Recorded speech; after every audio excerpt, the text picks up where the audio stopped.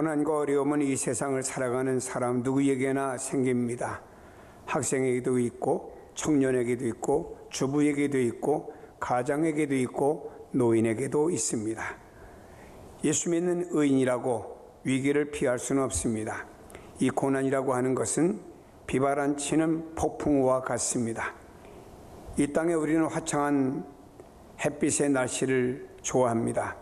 그렇다고 해서 1년 내내 햇빛만 비추고 비가 오지 않으면 이 땅은 사막이 되어버리고 맙니다. 때를 따라서 적당히 비가 와야 됩니다. 때를 따라서는 폭풍우나 비바람도 필요합니다. 태풍이 불어 바닷물을 한번 뒤집지 않으면 산소가 공급되지 않아서 생물들이 살아갈 수가 없다고 합니다. 고난은 기차를 타고 가면서 지나가는 터널과 같습니다. 짧은 터널은 금방 휙 지나가고 맙니다마는 긴 터널은 거리보다 훨씬 더 길게 느껴집니다. 근데 어두운 터널을 지나고 나면은 햇살이나 차창에 지나는 풍경이 우리에겐 더 아름답게 느껴집니다. 고난과 핍박은 어떤 경우에 재앙이 될 수도 있고 어떤 경우엔 놀라운 하나님의 축복을 만들기도 합니다. 초대교회가 성령의 능력으로 기적이 나타나면서 많은 사람들이 교회로 모여들기 시작했습니다. 가진 재산을 팔아서 서로 공유하며 사랑의 공동체를 이루었습니다. 이렇게 행복하고 아름다운 모습이 교회가 계속되고 성장되었으면 얼마나 좋겠습니까? 그러나 교회에 큰 시련과 핍박이 다가오게 되었습니다. 사탄은 교회를 약화시키고 없애기 위해서 헤롯이라고 하는 사람을 사용했습니다. 헤롯은 세례 요한을 죽인 사람입니다. 헤롯은 예수님을 신문하던 안티파스의 조카라고 하는 사람입니다. 이 사람이 지금 교회를 핍박하고 있습니다. 예수님께서 사랑하시던 제자 베드로와 야고보와 요한 이 3인방 삼총사 중에 하나인 야고보를 칼로 죽였습니다. 야고보는 예루살렘 교회 지도자로서 마치 기둥과 같은 존재였습니다. 예수님의 제자들 중에 요한계시록 기록한 사도 요한을 제외하고는 모두 다 순교의 제물이 되었습니다. 요한은 고통의 땅끝까지 살아서 믿음을 전하는 산 순교자가 되었고, 주님의 제자였던 안드레는 X자형 십자가에 달려 순교했습니다. 야고보는 칼에 맞아 순교했고, 어떤 제자는 성전에서 밀어 떨어내려 순교했습니다. 어떤 제자는 돌에 맞아 순교하기도 했고, 베드로는 십자가에 거꾸로 못 박혀 순교했다고 전해집니다. 우리나라에도 믿음 때문에 목숨을 버린 순교자들이 얼마나 많은지 모릅니다. 그들의 핏자국이 그대로 간직하고 있고 기념하며 순교의 현장들이 그대로 보존되어 오고 있습니다. 지금도 북한이나 중국이나 아시아 지역의 믿음으로 순교의 제물이 되는 사연들이 많이 우리에게 전해지고 있습니다. 하나님이 교회가 번성하기 위해서 이렇게 희생과 헌신과 순교의 피를 흘림이 있었다는 사실을 우리는 잊지 말아야 됩니다. 먼저 1절과 2절에 보니 그때 헤롯 왕이 손을 들어 교회 중에 몇 사람을 헤아려 하여 요한의 형제 야고보를 칼로 죽이니라고 말씀하고 있습니다. 여러분, 경건하게 사는 의인에게도 고난과 핍박이 왔습니다. 여기 성경 그때 헤롯 왕이 하는 그때라고 하는 말 어떤 말인가요? 하나님의 교회가 성령 충만의 능력이 나타나던 때입니다. 교회가 점점 왕성하게 성장하던 때를 가리킵니다. 교회의 부흥과 더불어서 큰 핍박이 몰려오던 때를 그때에 라고 말하고 있습니다. 아이들이 흔히 아프면 큰다고 하는 어른들의 말이 있습니다. 희한하게도 애들이 한번 아프고 나면 키도 더 크는 것 같고 더 작아지는 것 같은 느낌을 갖지 않습니까? 이런저런 병치레하면서 그 아이는 저항력도 점점 성장하게 되는 것입니다. 교회도 마찬가지입니다. 교회가 생명체이기 때문에 아픔과 고난이 찾아옵니다. 10명이 모이든 30명이 모이든 50명이 모일 때 이런저런 갈등이 있고 100명이 넘어서도 300명이 넘어서 500, 1000명, 5000명이 넘어서도 교회는 다 아픔과 고통들이 있습니다. 이런 아픔과 고난을 통해서 교회가 성장이 되지 않는가, 교회가 주님의 고난을 몸소 체험하지 않는가라고 생각하고 싶습니다. 우리가 이 세상에서 고난과 핍박을 받을 때 그것이 내게 왜 왔는가 하는 것이 문제가 아닙니다. 내게 왜 고난이 오고 내게 왜 핍박이 오고 내게 왜 어려움이 오는가? 이것이 문제가 아닙니다. 중요한 것은 그것을 내가 어떻게 이해하며 맞이하느냐가 문제인 것입니다. 물론 고난과 핍박과 어려움을 우리가 좋아하는 것은 아닙니다. 그러나 고난을 통해서 자신을 우리가 돌아보는 기회가 되지 않습니까? 우리가 어려움을 당하게 되면은 그동안 내가 믿음으로 산다고 말은 했지만 내 생각과 내 고집과 내 자랑을 앞세우며 주님을 뒤로 미루고 사는 내가 아니었는가? 주님과 관계를 재정립하는 기회가 고난을 통해서 우리에게 온다라고 하는 것입니다. 고난을 통해서 주님과 관계가 다시 회복되는 기회가 된다고 하면 그것은 고난이 아니고 축복의 통로라고 볼 수가 있습니다. 헤롯이 요한의 형제 야고보를 칼로 죽였습니다.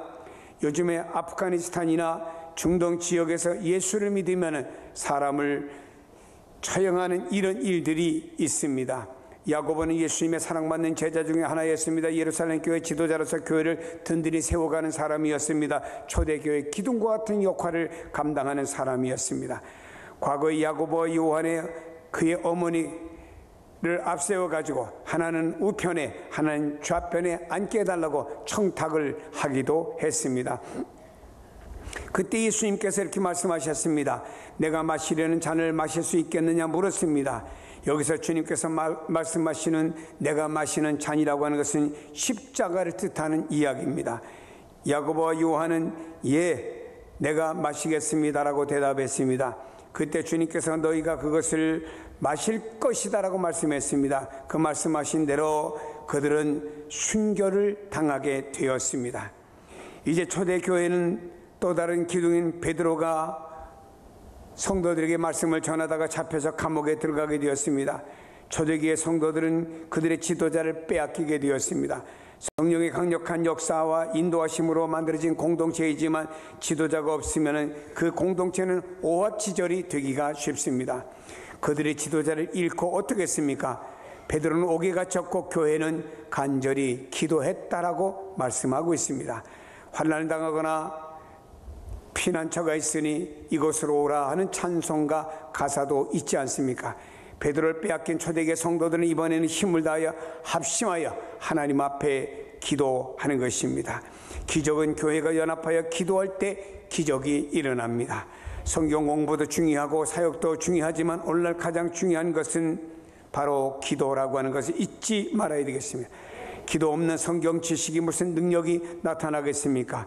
기도는 그 사람의 신앙을 결정하기도 하는 것입니다. 어떤 기도를 드리냐, 그 사람의 어떤 신앙을 갖느냐 결정하는 것이죠. 무신론자들은 기도가 없습니다. 그들이 기도할 대상이 없기 때문입니다. 무신론자들의 최고의 고민은 그들이 죽을 때 영혼을 위탁할 때가 없다고 하는 것이 그들의 고민이 되는 것입니다. 무신론자들은 기도할 내용이 없고 기도할 대상도 없습니다. 교회를 나오고 하나님을 믿는 사람들 가운데 기도를 안 하는 사람들이 있습니다. 기도를 잃어버린 사람들이 있습니다. 그냥 걱정만 하고 앉아있는 사람들이 있습니다. 여러분, 어떤 사람이 치통으로 인해서 고통을 당합니다. 하루 이틀 고통당합니다. 옆에 있는 사람이 보다 못해서 왜 치통당하면은 치과에 가서 치료를 받지 아프다고 고통만 당하느냐라고 말했습니다. 여러분, 계속 고통만 당한다고 그냥 볼만 끌어안고 있는 사람은 어리석은 사람이죠. 치과에 가서 그가 치료를 할 때 그 고통은 빨리 끝날 수가 있는 것입니다. 우리가 그냥 앉아 걱정만 한다고 되는 것이 아닙니다. 하나님 앞에 기도함으로 말미암아 하나님이 그 걱정과 근심이 끝나게 해주시면 끝나는 역사가 일어나게 되는 것입니다. 제가 아는 친구 한 사람이 너무너무 위가 아파가지고 끌어안고 며칠을 뒹굴었습니다. 그러다 그만 그것이 맹장이었는데 그걸 모르고 끌어안고 고통 당하다가 나중에 터져서 복막령이 되어서 큰 수술을 했습니다. 제가 병원에 가서 야, 이 사람아, 병이 조금 아플 때 빨리 병원에 가서 치료했으면은 간단하게 맹장 잘라내고 좀 빨리 회복도 빠를 텐데 왜 이렇게 오랫동안 버티다가 이렇게 고생을 하느냐라고 말했습니다. 아프면은 빨리 찾아가서 진단받고 처방받으면은 수술하면 될 것 아닙니까? 우리가 여러 가지 고난이 있어요. 아픔이 있어요. 힘듦이 있어요. 힘들다고 와서 앉아있으면 무슨 해결이 되겠습니까? 주님 앞에 그것을 가지고 나와서 하나님 앞에 아뢰일 때 근심과 걱정과 염려거리들이 하나님의 은혜로 변화시켜 주시면요, 변화가 되는 줄로 믿습니다. 엄마가 식탁 위에다가 많은 것을 차려놨습니다. 아이는 집에 오자마자 배가 고프다고 야단입니다. 엄마가 말합니다. 차려놓은 음식을 먹으면 될 거 아니냐. 아이는 그걸 먹지 않고, 그걸 자기가 원하는 음식이 아니라고 해서 먹지 않고 계속 배고프다고 엄마만 보채고 있습니다. 어리석은 일이죠. 배고프면 먹으면 될 거 아니겠어요? 우리가 구하고 찾고 간구할 일이 있으면 하나님 앞에 기도하면 될 것 아닙니까? 하나님 앞에 기도하지 않으면서 배고프다고, 하나님 앞에 기도하지 않으면서 약하다고, 어렵다고, 힘들다고 아무리 아우성 쳐봤자 해결의 실마리가 없지 않습니까? 사랑하는 여러분, 우리가 하나님 앞에 기도할 시간이 얼마나 많습니까? 새벽에 나와서 하나님 앞에 기도합니다. 연세 많은 분들 새벽에 나와서 하나님 앞에 기도하면 얼마나 주님이 기뻐하겠습니까? 차라리 낮에 쉬는 날이 있더라도 새벽에 나와 하나님 앞에 새벽을 깨워 기도하면은 예수님께서 새벽 미명 시간에 한적한 곳에 가서 기도하신 것처럼 우리도 새벽 기도함으로 말미암아 주님을 닮아가는 우리가 아닙니까? 우리 교회가 금요일마다 나와서 하나님 앞에 성도 뜨겁게 기도합니다. 여기 나와서 하나님 앞에 뜨겁게 같이 기도하다 보면 나도 모르게 내 문제가 해결되고 나도 모르게 영적으로 세워지는 내가 될 것 아닙니까? 여러분, 우리가 하나님 앞에 또 6층에 나가는 여러분들이 다른 사람을 기도하라고 조그만 기도실 공간을 마련했습니다. 주일날 우리가 예배 마치고 서로 오랜만에 만나서 대화 나누는 것도 중요하지만 그 기도실에 들어가서 하나님 앞에 조용히 그곳에 있는 기도 제목을 한 장씩 넘기면서 기도하면 얼마나 주님이 기뻐하시겠습니까? 여러분 일상생활 하시는 가운데서 말입니다. 여러분이 또 낮에 한간 시간 있으면 그 시간에 여러분들이 교회를 찾아 기도실에서 조용한 공간에서 주님과 깊이 대화하는 시간을 가지면 얼마나 내가 영적으로 부유해지며 내가 가진 모든 문제와 어려움들이 그 안에서 해결될 것 아닙니까? 힘들다, 어렵다, 고난이다, 낙심이다, 걱정만 하지 마시고 우리의 염려거리를 가지고 주님 앞에 나와 감사함으로 하나님께 아뢰면 하나님께서 우리의 기도와 간구를 응답하신다고 말씀하신 줄로 믿습니다. 여러분들이 직장에 출근하거나 학생들이 학교에 가는 시간입니다. 버스를 타거나 지하철을 탑니다. 의자에 앉아가지고 우리가 휴대폰에 있는 어떤 내용의 이야기들을 우리가 듣기도 하고 또 음악도 듣기도 합니다. 그러나 여러분 어떤 면에서는 그 차로 가는 시간이 30분, 1시간 된다고 하면 그 시간 조용히 눈을 감고 주님 내가 학교에 갑니다. 주님 내가 직장에 갑니다. 오늘도 나의 삶을 주님께 맡깁니다 하면서 주님과 기도하는 교제 시간을 가지면 얼마나 주님께서 똑같은 출퇴근 시간이라고 해도 그 시간을 주님이 얼마나 귀하게 보시겠습니까? 성경은 우리에게 말씀하고 있습니다. 너희 중에 고난당하는 자가 있느냐? 어려움 당하는 사람이 있느냐? 저가 기도할 것이요라고 말씀하고 있습니다. 어려움 당하면 하나님 앞에 기도하라고 우리에게 말씀하고 있습니다. 여러분의 위기는요 하나님의 기적을 체험하는 또 다른 기회가 되는 것입니다. 그래서 우리는 위기를 당하면 하나님 앞에 기도할 때 또 다른 기적을 체험하는 역사가 일어날 것입니다. 성경 말씀합니다. 유대인들이 이 일을 기뻐하는 것을 보고 베드로도 잡으려 할 때에 무기어절 기간이라 잡음의 오개가도 군사 넷씩인 네 패에 맡겨 지키고 유월절 위에 백성 앞에 끌어내고자 하더라. 이에 베드로는 옥에 갇혔고 교회는 그를 위하여 간절히 하나님께 기도하더라 라고 말씀했습니다. 여러분 중에 어떤 사람이 중얼중얼하길래 이분이 기도하는가 보다 가까이 가서 들어봤더니 기도하는 것이 아니고 유행가를 부르고 있더라고요. 사람이 길을 갈 때 노래를 부르며 가는 사람도 있습니다. 여러분 어떻습니까? 어떤 사람이 노래방에 들어가니까 제일 먼저 탬버린을 잡으려고 내가 먼저 노래하겠다고 전쟁을 벌입니다. 머리를 프로에 붙이고 넥타이로다가 이마에다 메고 몸을 비틀면서 생난리를 치며 노래를 부릅니다. 그리고 땀이 쫙 납니다. 그리고 나면 후련해지죠. 그리고 즐겁게 노래방을 나옵니다.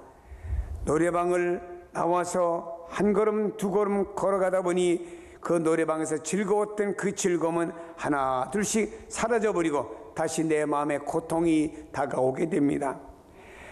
하나님을 믿는 성도들이 찬송가보다 세상의 대중가요를 더 부른다는 사람이 있습니다. 이상하지 않습니까?